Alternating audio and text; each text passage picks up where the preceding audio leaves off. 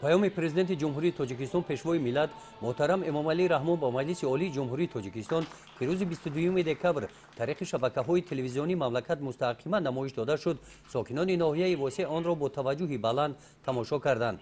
در تالار مجلسگاه مقامات اجرایی حکومت دولتی ناحیه تشکیلات و مؤسسه ها برای تماشای پیام پرزیدنت جمهوری تاجیکستان شرایط های مساعد فراهم آورده شدند. ساکنان ناحیه واسع جهت رشد اقتصادیات کشور، بلند برداشتن سطح و صفت زندگی مردم، رشد ساحه‌های اجتماعی در قطار دیگر شهر و ناحیه‌های مملکت امسال اهلانه مهنت نموده به نتیجه‌های نظررس نائل گردیدند.